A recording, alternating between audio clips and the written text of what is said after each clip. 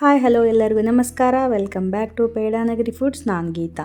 ಇವತ್ತಿನ ರೆಸಿಪಿ ಕಟ್ಟಿನ ಸಾರು, ಹಾಗೆ ಒಬ್ಬಟ್ಟು ಸಾರು ಇಲ್ಲ ಹೋಳಿಗೆ ಸಾರು ಅಂತಲೂ ಕರೀತಾರೆ. ಇದನ್ನ ತುಂಬ ಸಿಂಪಲ್ಲಾಗಿ ಹಾಗೆ ಟೇಸ್ಟಿಯಾಗಿ ಹೇಗೆ ಮಾಡ್ಕೊಳ್ಳೋದು ಅಂತ ನೋಡೋಣ. ಹಾಗೆ ಹೊಸದಾಗಿ ಯಾರಾದರೂ ನನ್ನ ಚಾನಲ್ನ ನೋಡ್ತಾ ಇದ್ದೀರಂದರೆ ಈಗಲೇ ಸಬ್ಸ್ಕ್ರೈಬ್ ಮಾಡ್ಕೊಳ್ಳಿ. ಪಕ್ಕದಲ್ಲಿರೋ ಬೆಲ್ ಬಟನ್ ಕೂಡ ಕ್ಲಿಕ್ ಮಾಡಿ ಹೊಸದಾಗಿ ಬರೋ ವಿಡಿಯೋ ನೋಟಿಫಿಕೇಷನ್ಗೋಸ್ಕರ. ಹಾಗೆ ವಿಡಿಯೋ ಇಷ್ಟವಾಗಿದ್ದರೆ ಲೈಕ್ ಮಾಡಿ, ಶೇರ್ ಮಾಡಿ, ಕಾಮೆಂಟ್ಸ್ ಮಾಡಿ. ಹಾಗೆ ಇದೇ ಥರದ ಈಸಿ ರೆಸಿಪೀಸ್ಗಾಗಿ ಪೇಡಾನಗರಿ ಫುಡ್ ಚಾನಲ್ಗೆ ಸಬ್ಸ್ಕ್ರೈಬ್ ಆಗಿ ಅಂತ ಕೇಳ್ಕೊಳ್ತೀನಿ. ಸೊ ಬನ್ನಿ, ಆಗಿದ್ದರೆ ಇವತ್ತಿನ ರೆಸಿಪಿನ ಸ್ಟಾರ್ಟ್ ಮಾಡೋಣ. ಮೊದಲಿಗೆ ನಾನಿಲ್ಲಿ ಕಡಲೆಬೇಳೆ 2 ಕಪ್ಪನ್ನು ಕುಕ್ಕರ್ಗೆ ಹಾಕ್ಕೊಳ್ತಾ ಇದ್ದೀನಿ. ಅದಕ್ಕೆ ಒಂದಿಷ್ಟು ನೀರನ್ನು ಹಾಕ್ಕೊಂಡ್ಬಿಟ್ಟು ಇದನ್ನು ಚೆನ್ನಾಗಿ ಒಂದು 2 ರಿಂದ 3 ಸಾರಿ ತೊಳ್ಕೊಬೇಕು.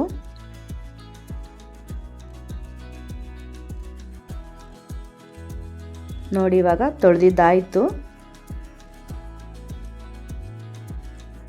ಇವಾಗ ನಾನು ಇದಕ್ಕೆ 5 ಕಪ್ಪು ನೀರನ್ನು ಹಾಕ್ತಾ ಇದ್ದೀನಿ. 2 ಕಪ್ಪು ಕಡಲೆಬೇಳೆಗೆ ನಾನು 5 ಕಪ್ಪು ನೀರನ್ನು ಸೇರಿಸ್ಕೊಂಡು ಇದನ್ನು ಕುಕ್ಕರ್ ಲಿಡ್ ಮುಚ್ಚಿಬಿಟ್ಟು ಬೇಯಿಸ್ಕೋಬೇಕು. ನಾನಿವಾಗ ಗ್ಯಾಸ್ ಸ್ಟವ್ ಮೇಲೆ ಇಟ್ಬಿಟ್ಟು ಇದನ್ನು ಹೈ ಫ್ಲೇಮಲ್ಲಿ 2 ವಿಜಲ್ ಮಾಡಿಕೊಂಡೆ. ಇವಾಗ ನೋಡಿ, ಬೇಳೆನೂ ಬೆಂದಿದೆ. ನೋಡಿ, ಪರ್ಫೆಕ್ಟಾಗಿ ಬೇಳೆ ಬೆಂದಿದೆ. ನೋಡ್ತಾ ಇರ್ಬೋದು ನೀವು. ನೀರು ನೋಡಿ ಇಷ್ಟೇ ಇದೆ. ನೀರನ್ನು ತುಂಬ ಹಾಕ್ಕೊಳಕ್ಕೆ ಹೋಗಬೇಡಿ, ಎಲ್ಲ ಹೊರಗಡೆ ಸಿಡಿದು ಬಿಡುತ್ತೆ. ಅದಕ್ಕೆ ಕಡಿಮೆ ನೀರನ್ನು ಹಾಕ್ಕೊಂಡು ಬೇಳೆನ ಬೇಯಿಸ್ಕೊಳ್ಳಿ ಮುಂಚೆ. ನೋಡಿ, ಈಗ ಪರ್ಫೆಕ್ಟಾಗಿ ಬೇಳೆ ಬೆಂದಿದೆ. ಈಗ ಈ ಥರ ಹೆಚ್ಚಿಗೆ ನೋಡಿದ್ರೆ ಫುಲ್ಲು ಸ್ಮ್ಯಾಶ್ ಆಗಬೇಕು, ಹಿಟ್ಟಿಟ್ಟು ಥರ ಆಗಬೇಕು. ಆ ಥರ ಬೇಳೆ ಬೇಯಿಸ್ಕೋಬೇಕು.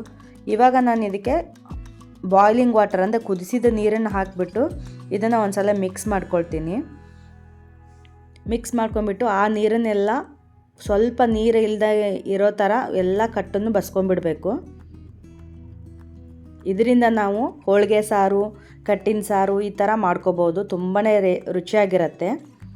ಅದಕ್ಕೋಸ್ಕರ ನಾವು ನೀರನ್ನು ಹಾಕಿಬಿಟ್ಟು ಬಸ್ಕೊಳ್ತಾ ಇದ್ದೀವಿ.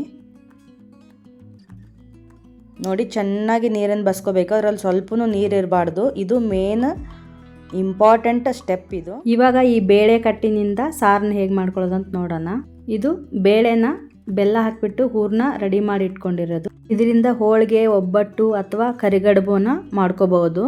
ನೆಕ್ಸ್ಟ್ ನಾನಿಲ್ಲಿ ಒಲೆ ಮೇಲೆ ಒಂದು ಗ್ರಿಲ್ ಇಟ್ಟಿದ್ದೀನಿ. ಅದಕ್ಕೆ ಒಂದು ಮೀಡಿಯಮ್ ಸೈಜ್ ಆನಿಯನನ್ನು, ಆಮೇಲೆ ಒಂದು ಸ್ಮಾಲ್ ಪೀಸ್ ಒಣಗಿದ ಕೊಬ್ಬರಿನ ಸುಟ್ಕೊಳ್ತಾ ಇದ್ದೀನಿ. ಈ ಥರ ಸುಟ್ಟುಬಿಟ್ಟು ಕಟ್ಟಿನ ಸಾರು ಮಾಡೋದ್ರಿಂದ ಕಟ್ಟಿನ ಸಾರಿನ ರುಚಿ ತುಂಬ ಚೆನ್ನಾಗಿರುತ್ತೆ. ಇದನ್ನು ಒಂದು 50% ಮಾತ್ರ ಈ ಥರ ಸುಟ್ಕೋಬೇಕು.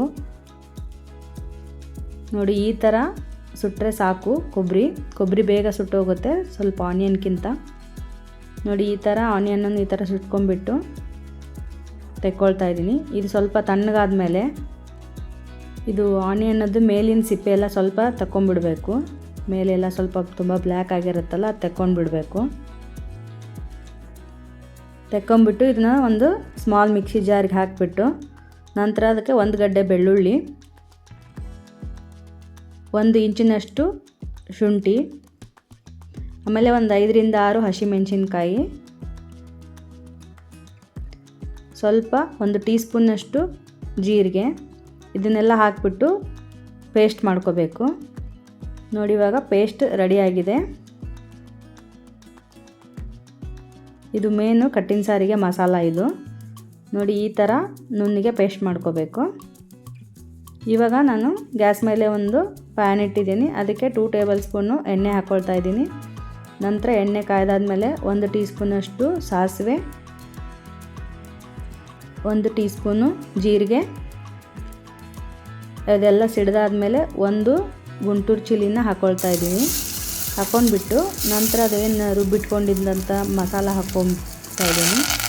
ನಂತರ ಒಂದು ಸ್ವಲ್ಪ ಕರಿಬೇವಿನ ಸೊಪ್ಪು ಎಲ್ಲ ಹಾಕ್ಕೊಂಡ್ಬಿಟ್ಟು ಇದನ್ನು ಚೆನ್ನಾಗಿ ಫ್ರೈ ಮಾಡ್ಕೋಬೇಕು.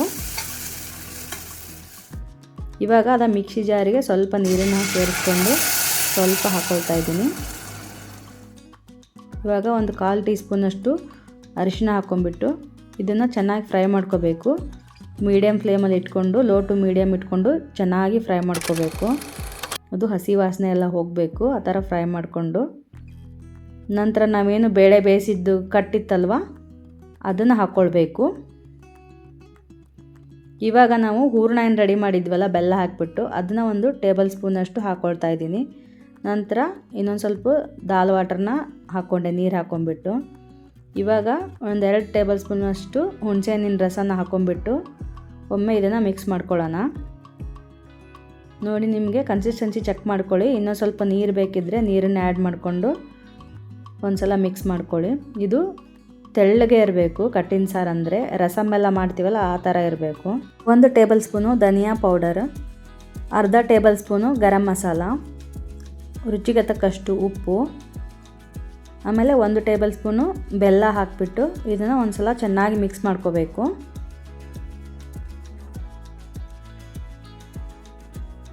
ಮಿಕ್ಸ್ ಮಾಡ್ಕೊಂಡು ಒಂದು ಲಿಡ್ ಮುಚ್ಚಿಬಿಟ್ಟು ಇದನ್ನು ಕುದಿಸ್ಕೋಬೇಕಾಗತ್ತೆ. ನೋಡಿ, ಇವಾಗ ಕುದೀತಾ ಇದೆ. ಚೆನ್ನಾಗಿ ಕುದ್ದಾದ್ಮೇಲೆ ಇವಾಗ ಕೊತ್ತಂಬರಿ ಸೊಪ್ಪನ್ನು ಹಾಕೋಣ. ನೋಡಿ, ಇವಾಗ ಈ ಕನ್ಸಿಸ್ಟೆನ್ಸಿಯಲ್ಲಿ ಇರಬೇಕು. ಯಾಕಂದರೆ ಇದು ಆರಿದ ಮೇಲೆ ಸ್ವಲ್ಪ ಗಟ್ಟಿಗಾಗತ್ತೆ. ಮಾಡ್ಕೋಬೇಕಾದ್ರೆ ತುಂಬ ಗಟ್ಟಿಯಾಗಿ ಮಾಡ್ಕೊಂಡ್ರೆ ಆರಿದ ಮೇಲೆ ಗಟ್ಟಿ ಆದರೆ ಅಷ್ಟು ಟೇಸ್ಟ್ ಬರೋದಿಲ್ಲ. ಈ ಕನ್ಸಿಸ್ಟೆನ್ಸಿಯಲ್ಲಿ ಇದ್ದರೆ ಕರೆಕ್ಟಾಗಿರುತ್ತೆ, ರುಚಿ ಚೆನ್ನಾಗಿರುತ್ತೆ. ಈ ಥರ ಇದ್ದರೆ ಇದು ಆ್ಯಕ್ಚುಲಿ 2 ರಿಂದ 3 ದಿನ ನೀವು ಇಟ್ಕೊಂಡು ಊಟ ಮಾಡ್ಬೋದು. ನೆಕ್ಸ್ಟ್ ಡೇ ಆ್ಯಕ್ಚುಲಿ ಇದು ತುಂಬ ರುಚಿಯಾಗಿರುತ್ತೆ. ಇವಾಗ ಕುದಿಸಿದ ಸಾಕು, ಸ್ವಿಚ್ ಆಫ್ ಮಾಡಿಬಿಡಿ ಫ್ಲೇಮ್ನ. ನೋಡಿ, ಇವಾಗ ಕಟ್ಟಿನ ಸಾರು ರೆಡಿಯಾಗೋಯ್ತು. ನಾನು ಬೌಲ್ಗೆ ಸರ್ವ್ ಮಾಡ್ತಾ ಇದ್ದೀನಿ. ತುಂಬ ಈಸಿಯಾಗಿ ಮಾಡ್ಕೊಳ್ಳೋವಂಥ ಈ ಸಾರು, ಹಾಗೆ ಅಷ್ಟೇ ಹೆಲ್ದಿ ಕೂಡ ಹೌದು. ಇದು ಅನ್ನದ ಜೊತೆಗೆ ಅಷ್ಟೇ ಊಟ ಮಾಡೋದಲ್ಲದೆ ನೀವು ಒಂದು ಗ್ಲಾಸಿಗೆ ಹಾಕ್ಕೊಂಡು ಊಟ ಆದಮೇಲೆ ಹಾಗೇನು ಕುಡಿಬೋದು. ತುಂಬಾ ರುಚಿಯಾಗಿರುತ್ತೆ. ಆಲ್ರೆಡಿ ನಾನು ಕಡುಬು ರೆಸಿಪಿನ ಅಪ್ಲೋಡ್ ಮಾಡಿದ್ದೀನಿ. ಈ ಹೂರಣನ ಯೂಸ್ ಮಾಡಿಕೊಂಡು ಕಡುಬು ಹೇಗೆ ಮಾಡ್ಕೋಬೋದು ಅಥವಾ ಒಬ್ಬಟ್ಟನ್ನು ಹೇಗೆ ಮಾಡ್ಕೋಬೋದು ಅಂಥೇಳಿ ನೀವು ನೋಡ್ಕೋಬೋದು. ಸೊ ನೋಡಿರಲ್ಲ, ಸಖತ್ ಟೇಸ್ಟಿಯಾಗಿ ಹಾಗೆ ಅಷ್ಟೇ ಸಿಂಪಲ್ಲಾಗಿ ಮಾಡ್ಕೊಳ್ಳೋವಂಥ ಕಟ್ಟಿನ ಸಾರು ರೆಡಿಯಾಗೋಯ್ತು. ತುಂಬ ಸಿಂಪಲ್ಲಾಗಿ ಮಾಡ್ಕೊಳ್ಳೋವಂಥದ್ದು ತುಂಬಾ ರುಚಿಯಾಗಿರುತ್ತೆ. ನೀವು ಬೇಕಾದರೆ ಒಂದ್ಸಲ ಟ್ರೈ ಮಾಡಿ ನೋಡಿ, ಹಾಗೆ ಹೇಗೆ ಬಂತು ಅಂತ ಕಮೆಂಟ್ ಮಾಡಿ ತಿಳಿಸಿ. ಹಾಗೆ ವಿಡಿಯೋಗೊಂದು ಲೈಕ್ ಮಾಡಿ. ಮತ್ತೊಂದು ರೆಸಿಪಿಯೊಂದಿಗೆ ಮತ್ತೆ ಬರ್ತೀನಿ. ಅಲ್ಲಿವರೆಗೂ take care, bye. Thanks for watching.